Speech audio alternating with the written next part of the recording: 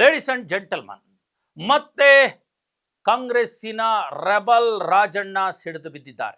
ಈ ಬಾರಿ ಮತ್ತೆ ಅವರು ಕೊಟ್ಟಿರ್ತಕ್ಕಂಥ ಹೇಳಿದೆ ಕಾಂಗ್ರೆಸ್ ಪಕ್ಷದ ಒಳಗಿನ ಎಲ್ಲ ಮರ್ಮಗಳನ್ನ ಮತ್ತು ಹುಳುಕುಗಳನ್ನ ತೆರೆದಿಟ್ಟಿದೆ. ರೆಬಲ್ ರಾಜಣ್ಣ ಏನ್ ಹೇಳಿದ್ರು ಗೊತ್ತಾ?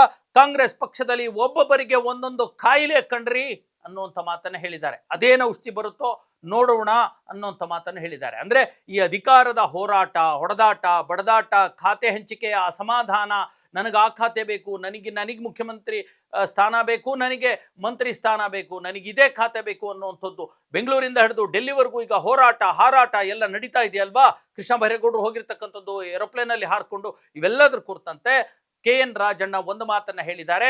ಕಾಂಗ್ರೆಸ್ನಲ್ಲಿ ಒಬ್ಬೊಬ್ಬರಿಗೆ ಒಂದೊಂದು ರೋಗ ಅನ್ನುವಂಥ ಮಾತನ್ನ ಹೇಳಿದ್ದಾರೆ. ಬಹಳ ಮಾರ್ಮಿಕವಾಗಿ ಹೇಳಿರ್ತಕ್ಕಂಥದ್ದು.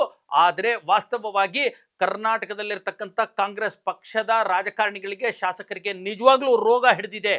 ಅಧಿಕಾರದ ರೋಗ, ಸಚಿವ ಸ್ಥಾನದ ರೋಗ ಹಿಡಿದಿರ್ತಕ್ಕಂಥದ್ದು.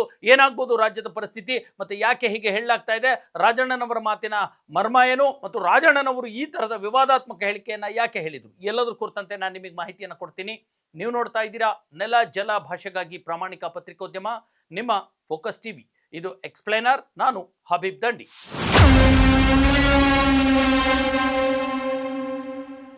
ಎಸ್ ವೀಕ್ಷಕರೇ, KN ರಾಜಣ್ಣ ಮತ್ತೆ ಸಿಡಿದು ಬಿದ್ದು ಬಿಟ್ಟಿದ್ದಾರೆ. ನೋಡಿ, ರಾಜ್ಯದಲ್ಲಿ ನಡೀತಾ ಇರತಕ್ಕಂಥ ಈ ಸಚಿವ ಸಂಪುಟದ ಒಂದು ರೀತಿಯ ದೊಡ್ಡ ಮಟ್ಟದ ಆಟ ಇದೆಯಲ್ಲ, ಒಂದು ರೀತಿಯ ಬೀದಿ ಆಟ, ಬೀದಿ ರಂಪ ಇದೆಯಲ್ಲ, ಈ ಕುರಿತಂತೆ ಈಗಾಗಲೇ ರಾಜ್ಯದ ಜನರು ಬೇಸತ್ತು ಹೋಗ್ಬಿಟ್ಟಿದ್ದಾರೆ. ಕಳೆದ 1 ವರ್ಷದಿಂದ ಮುಖ್ಯಮಂತ್ರಿ ಕುರ್ಚಿ ಬದಲಾವಣೆಯ ಕುರಿತಂತೆ ಚರ್ಚೆಗಳು ನಡೀತಾ ಇರತಕ್ಕಂಥ ಸಂದರ್ಭದಲ್ಲೇ ಭಾರಿ ದೊಡ್ಡ ಮಟ್ಟದ ಬೇಸರ ರಾಜ್ಯದ ಜನರಿಂದ ವ್ಯಕ್ತವಾಗಿತ್ತು. ಅರೆ, ಬರೀ ಕುರ್ಚಿಗೆ, ಅಧಿಕಾರಕ್ಕೆ ಇವರು ಹೊಡೆದಾಡ್ತಿದಾರಲ್ಲ, ಒಂದು ಅಭಿವೃದ್ಧಿ ಕೆಲಸಗಳನ್ನು ಕೂಡ ಮಾಡ್ತಾ ಇಲ್ಲ, ರಾಜ್ಯವನ್ನ ಒಂದು ಅಭಿವೃದ್ಧಿ ಕಡೆಗೆ ತೆಗೆದುಕೊಂಡು ಹೋಗುವಂಥದ್ದು, ಜನರಿಗೆ ಬೇಕಾಗಿರ್ತಕ್ಕಂಥ ಕೆಲಸಗಳನ್ನು ಮಾಡುವಂಥದ್ದು ಮಾಡ್ತಾ ಇಲ್ವಲ್ಲ ಅನ್ನುವಂಥ ಒಂದು ಬೇಸರ ಜನರಿಂದ ವ್ಯಕ್ತವಾಗಿತ್ತು.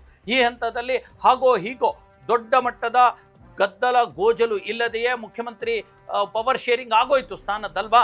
ಅದಾದ್ಮೇಲೂ ಕೂಡ ಇನ್ನು ಮತ್ತೆ ಮುಂದುವರೆದಿರ್ತಕ್ಕಂಥದ್ದು ಸಚಿವ ಸಂಪುಟನ ವಿಸ್ತರಣೆ ಮತ್ತು ಅದರ ಗಲಾಟೆ. ಈಗಾಗಲೇ 13 ಜನ ಕೊಟ್ಟಿರ್ತಕ್ಕಂಥದ್ದು, 13 ಜನ 33 ಥರ ಮಾತಾಡ್ತಿದ್ದಾರೆ. 13 ಜನರ ಮನಸ್ಸು ಕೂಡ ಬೇರೆ ಬೇರೆ ರೀತಿ ಇದೆ. ಈಗಾಗಲೇ 4 ರಿಂದ 5-6 ಜನ ಸಚಿವರು ರಾಜೀನಾಮೆ ಕೊಡೋಕೆ ತಯಾರಾಗಿದ್ದಾರೆ.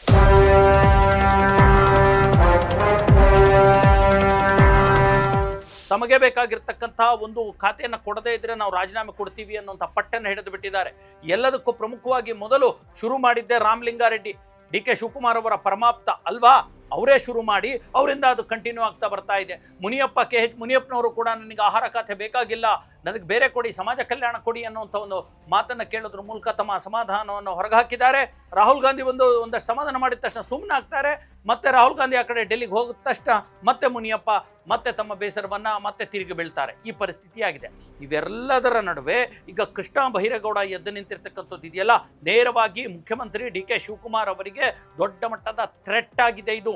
ಅಂದ್ರೆ ಅಧಿಕಾರ ನಡೆಸಲಿಕ್ಕೆ, ಯಾಕಂದ್ರೆ ನೀವು ಬರೀ ಬೆಂಗಳೂರು ಅಭಿವೃದ್ಧಿ ಅಂತಂದೇಳಿ ಒಂದು ಇಲಾಖೆ ಸ್ಥಾನಮಾನ ಕೊಟ್ಟುಬಿಟ್ರೆ ಆಗಲ್ಲ, ನನಗೆ BDA ಕೊಡಿ, ಬೆಂಗಳೂರು ಡೆವಲಪ್ಮೆಂಟ್ ಅಥಾರಿಟಿನೂ ಕೊಡಿ, BMRDA ಕೊಡಿ ಅನ್ನುವಂಥದ್ದು ಅಲ್ವಾ. ಅವೆರಡೂ ಇಲ್ಲದೆ ನಾನು ಸುಮ್ಮನೆ ಬರೀ ಈ ಬೆಂಗಳೂರು ಅಭಿವೃದ್ಧಿ ಇಟ್ಕೊಂಡು ಏನು ಮಾಡಲಿ ಅನ್ನುವಂಥದ್ದು ಅವರ ಪ್ರಶ್ನೆ. ಈ ಕುರಿತಂತೆ ರಾಹುಲ್ ಗಾಂಧಿ ಜೊತೆಗೆ ದೊಡ್ಡ ಮಟ್ಟದ ಅವರು ಲಾಬಿಯನ್ನು ಕೂಡ ಮಾಡ್ತಾ ಇದ್ದಾರೆ. ಹಾಗಾಗಿ ಅದೇನಾಗುತ್ತೋ ಸರ್ಕಾರದ ಪರಿಸ್ಥಿತಿ, ಅವರು ಒಪ್ಕೊಳ್ತಾರೋ ಒಪ್ಕೊಳ್ಳಲ್ವೋ ಅಂತ. ಈಗ ನೋಡಿ, ರಾಮಲಿಂಗಾರೆಡ್ಡಿ 1 ವಾರ 3-4 ದಿನ ಹಾರಾಟ ಮಾಡ್ದಂಗೆ ಮಾಡಿ ಈಗ ನನಗೆ ನೀವು ಬೆಂಗಳೂರು ಅಭಿವೃದ್ಧಿ ನನಗೆ ಕೊಟ್ಟರು ಬೇಡ, ನಾನೀಗ ಜಲಸಂಪನ್ಮೂಲನೇ ನಾನು ಆರಾಮಾಗಿ ಹ್ಯಾಂಡಲ್ ಮಾಡ್ತೀನಿ, ನನಗಿಷ್ಟೇ ಸಾಕು ಅಂತ ಅಂದ್ಬಿಟ್ರು. ಅಂದರೆ ರಾಜಕಾರಣಿಗಳ ಆಟ, ಅವರ ಪರದಾಟ ಎಲ್ಲವೂ ಕೂಡ ಜನ ನೋಡಿ ನಗ್ತಾ ಇದ್ದಾರೆ. ಇದು ಖಂಡಿತವಾಗಿ ಆಪೋಸಿಷನ್ ಪಾರ್ಟಿಗೆ ಹೆಲ್ಪ್ ಆಗೋದಂತೂ ಖಂಡಿತ ಸತ್ಯ. ಈ ಎಲ್ಲದರ ನಡುವೆ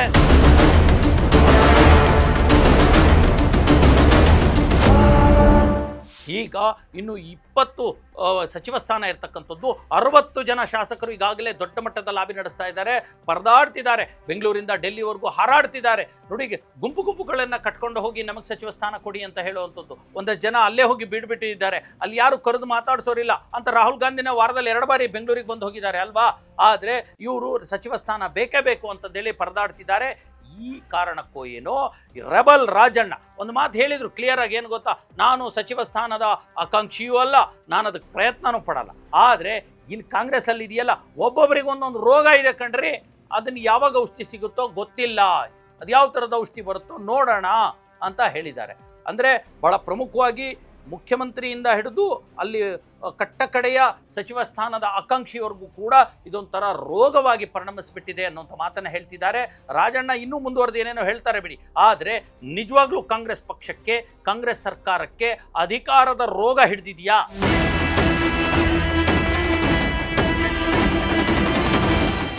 ಮಂತ್ರಿಗಿರಿಯ ರೋಗ ಹಿಡಿದಿದೆಯಾ?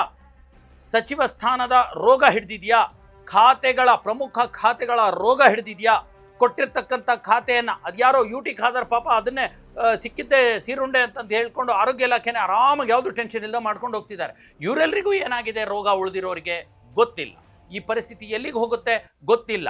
ಇದ್ರ ಹಿಂದೆ ಆಡ್ತಾ ಇರೋರು ಯಾರು, ಆಡಿಸ್ತಾ ಇರೋರು ಯಾರು, ಸೂತ್ರಧಾರರು ಯಾರು, ಇಷ್ಟೆಲ್ಲ ಗೊಂದಲ ಗೋಜಲಗಳಿಗೆ ಕಾರಣ ಯಾರು, ಅವೆಲ್ಲವೂ ಕೂಡ ಸದ್ಯಕ್ಕೆ ಗೊತ್ತಿಲ್ಲ. ಹಾಗಾದರೆ ರಾಹುಲ್ ಗಾಂಧಿ ಹೇಳಿದ ಹಾಗೆ ಯಾರಿಗೆ ಇಷ್ಟ ಇದೆಯೋ ಅವ್ರನ್ನ ಇಟ್ಕೊಳ್ಳಿ, ಇಲ್ಲದೆ ಇರೋರನ್ನ ರಿಸೈನ್ ತಗೊಳ್ತಾ ಇರಿ ಅಂತಂದು ಹೇಳಿ ಅವರು ಖಡಕ್ಕಾಗಿ ಹೇಳಿ ಹೋಗ್ಬಿಟ್ಟಿದ್ದಾರೆ. ಅದನ್ನು ಡಿ ಕೆ ಶಿವಕುಮಾರ್ ಪಾಲಿಸ್ತಾರಾ?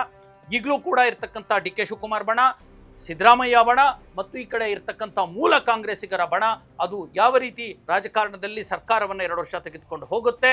ನಿಜವಾಗ್ಲೂ 28ಕ್ಕೆ ತಯಾರಾಗುತ್ತಾ ಅಥವಾ 28ರ ಮುಂಚೆನೆ ಮುಗ್ಗರಿಸಿ ಬೀಳುತ್ತಾ ಸರ್ಕಾರ ಅನ್ನುವಂಥದ್ದು ಕೆಲವೇ ದಿನಗಳಲ್ಲಿ ಸಾಬೀತಾಗ್ತದೆ.